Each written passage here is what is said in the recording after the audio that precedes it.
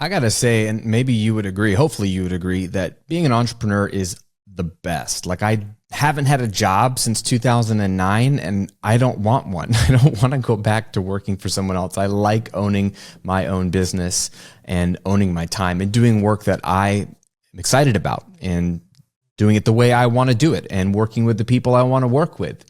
I also like that there's no limit to my income and I have complete flexibility of where I work and when I work. There's so many benefits to working for yourself, owning your own company, being an entrepreneur.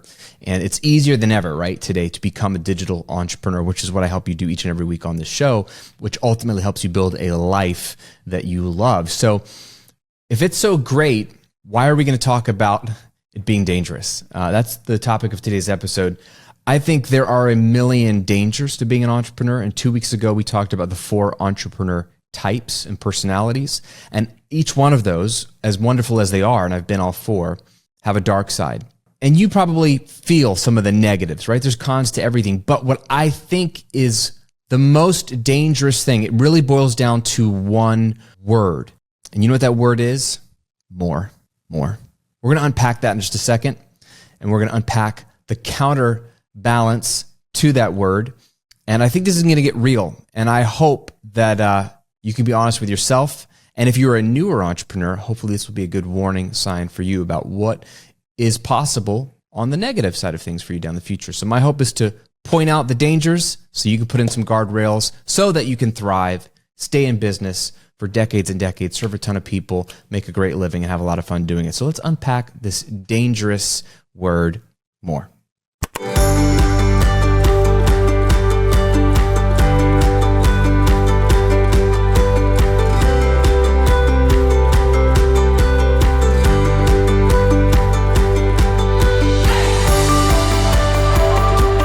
Welcome back to the Graham Cochran Show, where each week I'm unpacking the mindset, strategies, and habits of helping you build a profitable and life-giving business. I'm your host, Graham Cochran, pumped to hang out with you today. Let me know if you've been enjoying these episodes. We've been bringing in a lot of guests this year, going back and forth between some solo episodes, some interview-style episodes. I've been having a blast interviewing some of these incredible people. We've got a ton that we have already recorded in the can ready for you. I cannot wait for you to have a backseat to some of these conversations, which are really, really powerful. We've had some heavy hitters on the show, and I secretly just get to be in like a mini masterclass, get like a mini coaching session from them. So I'm doing it for me as much as I am for you, but I'm excited about these episodes. So hopefully you've been enjoying those as well. But I love these solo episodes because I have a lot of ideas I want to workshop with you and a lot of things that I really believe are important for you and I to thrive in our businesses. So we're going to unpack one of those today.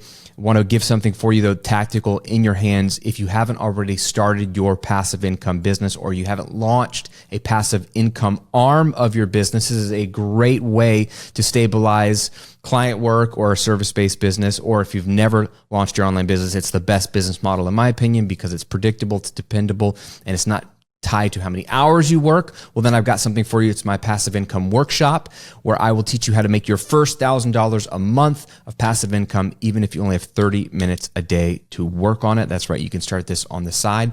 It's super juicy, very tactical, very didactic. It's an on-demand video workshop. So just go sign up for it so you can watch it whenever you are ready to.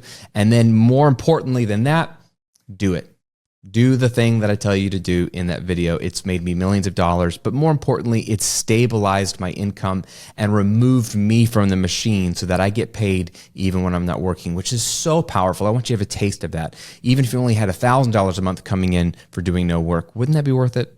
I think so. So you can check it all out at grahamcochran.com/workshop. If you're watching on YouTube, I will link to it below in the description as well. grahamcochran.com/workshop. Okay. I love being an entrepreneur, like I said, but it's dangerous. And there are a lot of dangers we could talk about, but let's talk about what I think is the most dangerous thing. And it all circles and orbits around this one word, which is more. More. You could always have more. I think that's what I love about entrepreneurship, is that you could always have more. You could have more customers. There's literally no end to the number of customers you could serve. You could have more money. It's a huge reason why a lot of us get into business is we're capped. I used to make $30,000 a year. The last job I had, that's what I made, $30,000 a year.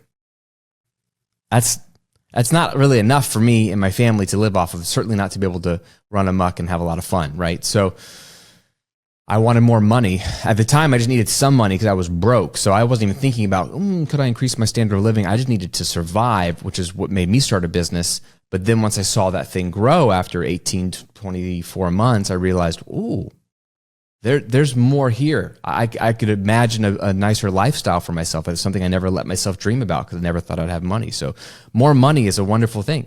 More publicity, right? You could always have more publicity. There's more publications I'm trying to get into. I'm trying to reach more people, get on bigger podcasts, more fame, right?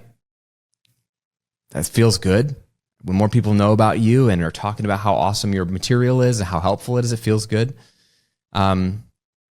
But these aren't really helpful things, though, at the same time, right? Because of the fact that there's more out there to be had, the idea of possibility is so important and wonderful. And so don't mishear me. This is not an episode against entrepreneurship or the word more. We'll unpack this at the end. So if you're wondering, well, Graham, don't you talk about ambition being a good thing? Didn't you do a very, transparent and honest episode about your desire for more? Yeah, I'm going to get to that in a second, but let's just address the reality of the dangers of the word more. What we come into with entrepreneurship is this incredible, blank slate of anything's possible. And really it is. That's the beauty of capitalism. That's the beauty of business. It's the beauty of the digital economy. Man, anything is possible for more people than ever before. Don't buy into all the lies of like, it's getting harder and harder for people to get ahead. It has never been easier for people to get ahead. Can I say that? It's never been easier. There's no one holding you back. There's more opportunities to start a business for $0 than ever before. I did an entire episode. Like when I was in college, that wasn't even possible. First of all, you kind of had to go to college. People were getting business degrees. Now you don't even have to finish high school. If you can get access to a smartphone, you can build a business. Don't even need a smartphone to do that, but it's so much easier to get ahead today than ever before. So don't listen to the news. Don't listen. Yes, there's broken parts of our system. Yes, there's bad actors in this game. Always will be, always have been. That's nothing new. Stop making excuses if you haven't gotten ahead. It's up to you, and it's easier than ever to get ahead than ever before. So there's more possibility. That's another word I should have put in there in my list. More possibility, which is wonderful, right? There's unlimited wealth to be created. Here's the problem. There's more possibility, unlimited wealth to be created. Why is this a problem? Well, think about it. When you started your business, how much money did you want to make? If you've been in business for, let's say, 5 years or longer, what was the number? Do you remember? Do you remember what if I could just make $3,000 a month or $50,000 a year? What was your number of I will have known that I've made it, at least everything is good and I've replaced a salary or I can pay my bills and that. What was that initial amount? Sometimes we call it TMI, target monthly income. What was that? For me, it was $3,000 a month. And then it was $60,000 a year because that would replace both my $30,000 a year salary and my wife's $30,000 a year salary, which we no longer had. We'd left our home and moved 1,000 miles away, and we had a baby. And so Shay was just at home with our baby, and it was just me trying to do something. So I was like, man, if I could replace both of our salaries, it'd be amazing. So $60,000 a year. So whatever that number was, and let's assume that you've hit it. If you're brand new to business, you may not have hit it yet. That's totally fine. But for those of you who have hit it, what did you do once you hit it? Probably did what I did, which is wow, could we double this? Could we triple this? Could we 10x this? Could we 20x this? I've done all the above. Can we 40x this? Which is fun at first. Don't get me wrong. When I first crossed over the $100,000 a year mark, I bought a minivan for cash and put a down payment on a newer, nicer house in a nicer neighborhood and kept our old house and rented it out as a rental. Felt like I was living the dream. It's fun. When does it end? That's the question. Where does that end? The lure of more is both wonderful because it can call us up to possibility, and it's both tragic because it never ends. It beckons us to go on a journey that has no destination, no end. It calls you to run a race that literally has no finish line, which is really hard to do, by the way. It is hard to run a 5K, a 10K, a marathon. But imagine if you ran a marathon, but you don't actually know where the finish line is. Is this 26.2 miles? Or could you just reach that mile marker, or you're tracking on your Apple Watch? Like, I think I've run now 27 miles. Is there a finish line coming up here? How do you pace yourself if you don't know where the end is? It's really hard to run and run and run and run and run, just wondering what's around the corner. Also, if you never have a destination, you never get to arrive, which sounds very obvious, but what does that mean? If you're on a road trips are fun. I like to drive. I don't know about you, but I love to just hit the road and drive. But I still want to end up somewhere, even if it's just a crash for the night at a hotel so I can have something to eat, take off my shoes, get on a bed, lay down, sleep. I don't want to just keep driving forever. I want to arrive somewhere so I can enjoy a destination and ultimately wherever that end goal is, the place I want to be. This is the problem of more. You could always have more. Again, here's a list of more that you could have. More customers, more money, more publicity, more fame. What about these? More strategies? How many strategies are there to grow your business? How exciting is that when you start to get new strategies? Maybe you've gotten some from me and you've implemented them and they've worked and they've scaled your business.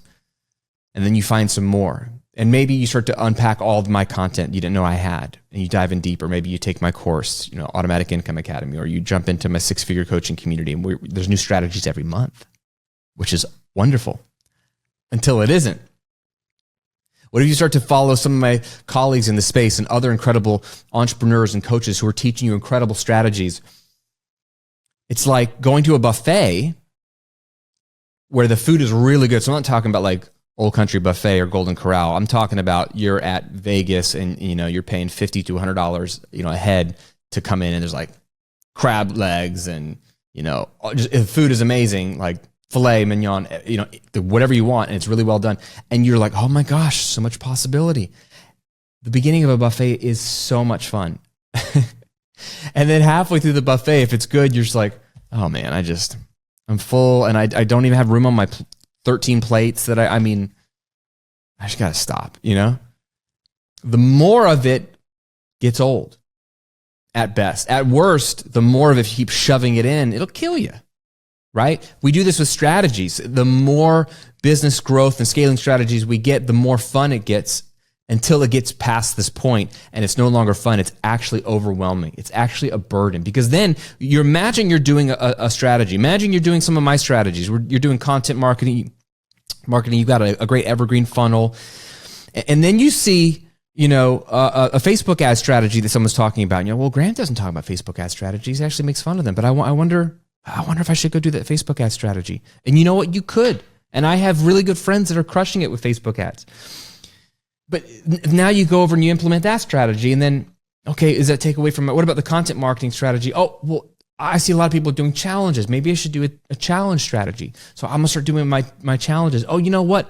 I see some people doing paid challenges, not free challenges. Maybe I should be doing paid challenges. I see so many of my students get caught in this trap of, I'm looking for a new strategy. I want to slap them. Like, why? Why are you looking for more strategies?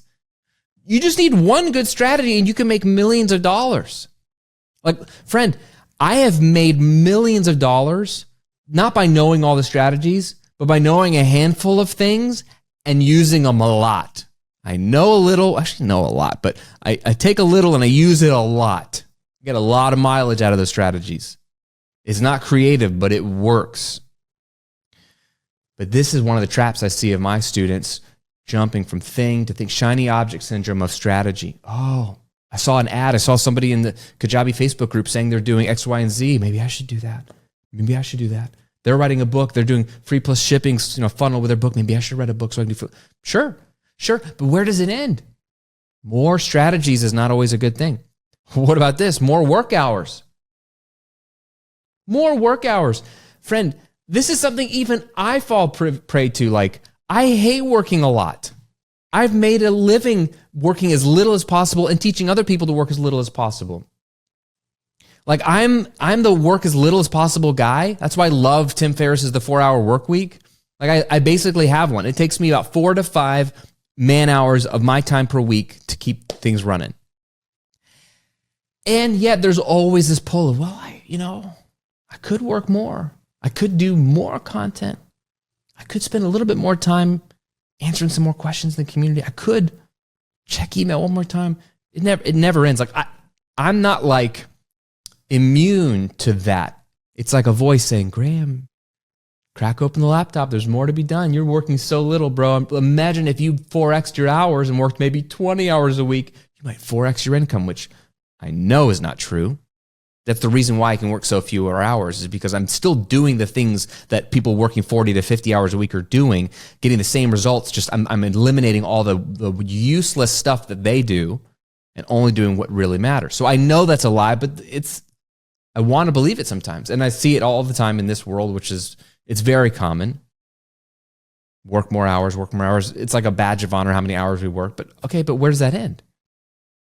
40 is certainly not enough to impress anybody. 60, well, a lot of people are working 60 now. You got to be working 80 to 100 minimum per week to be in that upper echelon of like Tim Cook, CEO of Apple type, Elon Musk, especially in his early days, like the guys that would brag about their 100-hour work weeks. Ariana Huffington of the Huffington Post, although until there was a point where her adrenal glands, I think, blew out. Like a lot of people, she just had this, her body gave out. So I don't think she's working nearly as many hours now. She's talked about this extensively. But she was one of those people that was just working all the time. Very common. Especially the more successful you are, the stronger that pull. So more work hours. How about this? More optimizations or tweaks. Friend, you can only tweak your funnel or the colors of the buy now buttons on your sales page or the hook on your website, but so many times. Like, I get it, test and A/B test and check, sure. But at some point, just stop. Like, there's unlimited things. There's always going to be more optimizations you can make. And the lure and then the lie is going to like draw you in of like, hey, if you just did some more tweaks to your sales funnel, it might unlock a dam of orders flooding in. It might, maybe, probably not, honestly. I mean, I've been doing this for 14 years, just about. Like, get it good, but the lure of more optimizations and tweaks is dangerous, right? So what do we do about this? What's the counterbalance? What's the counterweight to more, right? If this is getting really, really heavy, we need something to raise it back up, to counteract it, right? Well, it's also another word, and you might have guessed it. It's a very powerful word. It's a word that can completely change your life. It's a word that I'm desperately trying to adhere to and massage into the nooks and crannies of everything in my life. Guess what that word is? Enough. Enough. If you know what enough is in your business, you'll be unstoppable.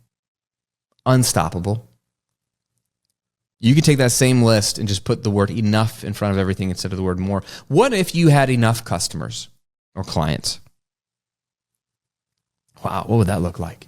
Not needing more customers, not needing to add more clients, not needing to get on Instagram. DM me the word, coach in, and I'll get you my coaching rates, or put in the chat, success if you want me to reach out and tell you about my coaching package. Like, what if you didn't have to get any more customers because you had enough? What if you had enough money? What if you had enough money? I don't know if you are spiritual person or not, but every morning, the first thing I do when I wake up after making a cup of coffee, I'll be honest, I got a really nice espresso machine, push button, grinds the beans, coffee is life. But after making a cup of coffee, I sit down and I spend time with my Bible and my journal and time in prayer. So I do a couple things. One, I read through the Bible, in a year. So if you use like the YouVersion Bible app, they have a bunch of Bible reading plans. But this year, I'm reading through the Bible chronologically. So there's like the readings of here. Read these chapters today. So I read those chapters. But then I open up my journal and I sort of always put the date, and I journal sometimes like things I'm excited about, things I'm grateful for, challenges I have coming up in my personal life, in my work life. And if there are certain verses that stood out to me in my reading, or a verse that I heard somewhere else and I want to unpack that verse in the Bible a bit more, I use an app called Blue Letter Bible, which is a super helpful free app for looking at cross-references of Bible verses, which is the best way to study the Bible, let the Bible interpret itself with other parts of the Bible as opposed to just you interpreting it. Like the Bible can interpret itself. So seeing where else this is talked about in the Bible. So I use Blue Letter Bible for that. I look at the original Greek and Hebrew words, so I'm not just basing it off of the English translation. Since I read English, it wasn't written in English. It was written in Greek and Hebrew and a little bit of Aramaic. And so you can look at what the original text means for context. It's very helpful. So I do some of that. And then I pray. I thank God for all the gifts he's given me. I pray for things that I really need his help with. And then I also listen, which is a huge part of prayer. Some people call this meditation. So I'm sitting in silence 10, 15, 20 minutes. So instead of having a one-way conversation with God, it would be weird. It'd be like me just talking to my wife and never, ever stopping to listen to what she has to say, because believe it or not, God actually is speaking all the time. I'm working on this, the hearing part. I'm good at talking, not so much at hearing, but I'm working on it. All that to say, a couple of weeks ago, we've been working with a new financial advisor, and I've got a new tax advisor, and there's a lot of, our finances have gotten more complicated over the years, and we're getting some counsel on some big moves we're making, some things we're doing. And so my head's been spinning with all these financial possibilities, things that I didn't even know existed that are possible at certain income levels, and like more money, more problems, more challenges. So I need more help. So I was getting overwhelmed. And so I was praying about that. And I said, Lord, what do you want me to know? Which is always a great question. What do you want me to know about all this financial stuff and our money conversations we're having? And you know what I felt him say to me instantly? And I don't mean I hear it audibly, but like a thought comes to my mind. Like if you are quiet and you stop for a second and you say your name to yourself in your head, that's how God sounds in your head to me. It sounds the same. Sounds like a thought that I would have. But it came instantly. I said, Lord, what do you want me to know about this money stuff? And you know what I heard him say? You have enough. Man, you have enough. And then you know what I heard immediately after that? Enjoy it. Enjoy it. Which is interesting because I've had a run in the last 6 weeks of God telling me to enjoy all kinds of things. Started writing my new book. Stressed out about like, this is a really important book. I really believe in this book and this message. And I heard him say, just enjoy the process. Enjoy it. What a sweet thing to say, by the way. Just enjoy it. And I'm the kind of guy that's so like goal oriented that I can just achieve, and actually never stop to enjoy the process. So for me, that's like a good word. I need to hear that. But he said, you have enough. I said, wow. Okay. And I started to think, what would my life feel like if I really believed that were true? If I really believed, yeah, I have enough. Because I'm young. I've got decades and decades ahead of me. And I feel like I'm at the beginning of my journey. So I imagine I'll be making more and more and more and more money. And it just was a fascinating thought exercise. I started to write down what would be true if I actually had enough. What would be true? And I started to write down, well, this would be true and this would be true. And I wouldn't have to stress about this, and I could enjoy this, and I could blah, blah, blah. Man, what a thoughtful exercise for you. I'm not saying I want you to not pursue more money, but what if for a moment you actually believed you had enough, that your income level was enough? What if it did stay the same? Would that be okay? I don't know. I'm not telling you that it should be. It's something to think about. What about enough achievements? Like the counterbalance to more achieving is enough achieving. What if you've achieved enough? What if you've achieved enough for one lifetime? I don't know. Well, we live in a culture, at least in America, where that sounds crazy. Like we're a bunch of overachievers. We laud people that achieve and achieve and achieve and achieve, and our system is like, do more, do more, do more. Like you'd be considered lazy if you walked around saying, I've achieved enough. You'd be like, how old are you? Get back to work. What about enough effort? What if you were putting in enough effort in your business and you didn't have to put in more effort? What if what you were doing is enough? Related to that, what if you were working enough work hours? What if working more hours wasn't the goal? What if you're working enough? You're probably working too much anyway. You could probably double your results and work half the time. That's neither here nor there, but go follow any of my other stuff, the 80-20 rule, Pareto's principle, Parkinson's law, put those two together, read Tim Ferriss's The 4-Hour Work Week. Most of you could 2x your income working half the time. But what if you were working enough work hours? What if you had made enough optimizations and tweaks in your business? What if you could be done tweaking, optimizing? How would that feel? What if you had enough strategies in your toolbox?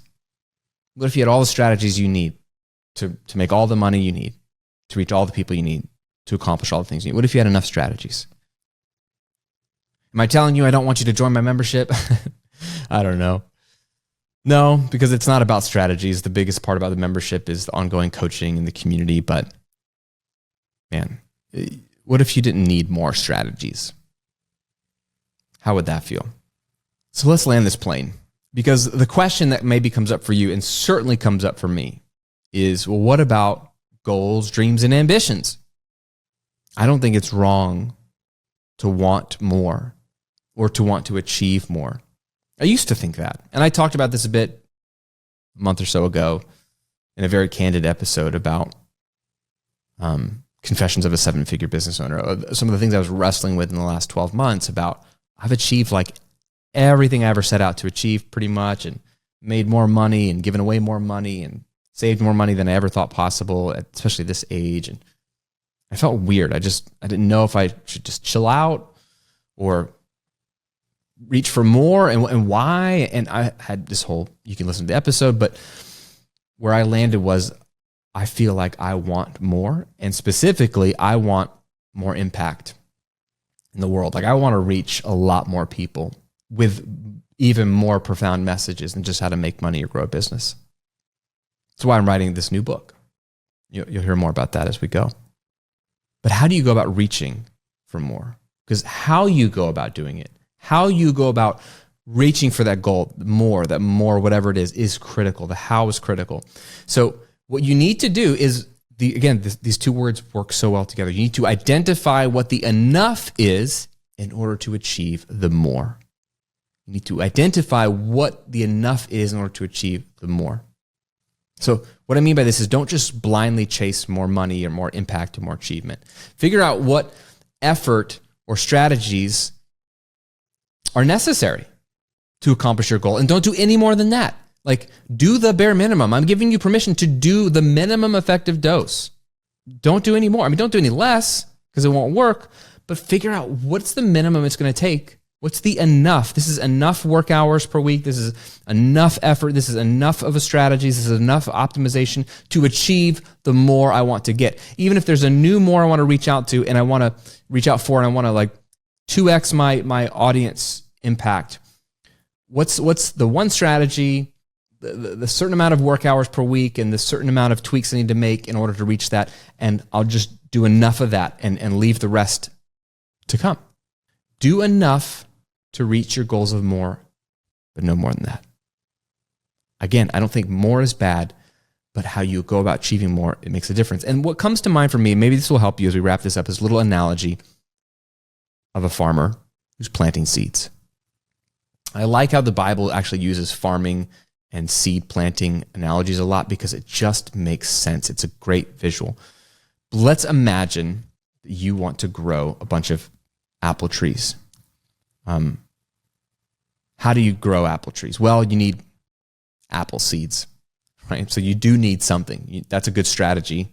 And you just figure out how many seeds you need to plant. You figure out a good place to plant them, good soil.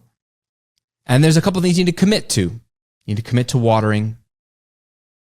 You need to commit to probably weeding that garden or that orchard so the weeds don't choke out the trees. That's about it. What's enough seeds, enough of a good soil and space to plant them, enough watering, enough weeding. That's about all you can control. The rest, to reach the more, to reach the growth, to reach the fruit, literally, you can't do anything else about it. All you can control is your faithfulness, is your diligence, is your commitment to what you can control. The rest, it's the weather. God brings the rain, God brings the sun. You can show up and plant the seeds. You can make sure the soil is good. You can weed. You can even prune back things. That's it, though. So that would be a healthy relationship to planting. You do what you can control. You do enough of all those things. Sit back and wait for the fruit to come. An unhealthy farmer would do this. He would plant seeds. He would water it. And then the next day he'd go back out and dig it all up again. Where are the trees? Where are the apple trees? Put it back down. More water. Like checking the weather app. When's the sun coming back out? Going out the next day, digging it up. Where's the fruit? Impatience. What else do I got to do to get this fruit to grow? Nothing, bro. Things take time. Not to be graphic or weird, but if you get pregnant, there's nothing you can do to speed up the baby's development. Babies take on average 9 months to grow. I think everybody knows that. You can't do any more to get that baby out faster or to grow that baby healthier or bigger. You do what you can do. If you're a woman and you're pregnant, you do your best to eat healthy and keep yourself in good shape and rested and hydrated. Basically, you can take care of yourself to take care of your baby, but then you wait. And that can either frustrate you, certainly frustrated me in the past, or it can free you because you're like, you know what, I'm doing enough. I am doing enough. And the more will come if I do the enough. Do you see how they're connected? So the dangerous thing about being an entrepreneur is you could always have more or do more. Where does that end? It won't unless you define what your enough is in all of these areas. And it's up to you. Literally, it is completely up to you. And there's no right or wrong. There is no shame. There's no big plate, small plate. He's playing big, she's playing small.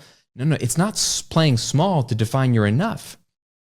Because like I said, enough doesn't mean you don't chase after more. Enough gives you peace. Enough allows you to enjoy the journey, enjoy the process, and enjoy the fruit of your labor, knowing that you're going to do your part, but you're going to leave the rest up to God. You're going to leave the rest up to market forces that you can't control. You're going to be at peace with that. It's a better way to live. What do you think? You resonate with that? Where are you pursuing more in your business in an unhealthy way? Where are the goalposts keep moving further and further away as you reach them to the point where you're like, I gotta do something about this? Which area is that? And how would you define enough for you? Leave me a comment below if you're watching on YouTube. If you're listening on Apple Podcasts, Spotify, wherever you listen to this show, I want you to think about these things this week. More and enough. Simple words, powerful words, connected words. It can go either way. Hope you enjoyed that. Let me know what you thought of this episode. Thanks for tuning in. I like unpacking some of this stuff. And of course, if you haven't already, you want to know the enough of launching a passive income business, you should watch my passive income workshop. I'll tell you what it takes, nothing more, nothing less. It's a video on demand workshop. You can grab your copy. Just go to grahamcochran.com/workshop.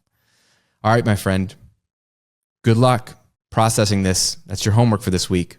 Define enough for yourself in these areas and watch what happens. Watch as the weight lifts and you're more freed up to pursue more without the pressure. See you on another episode real soon.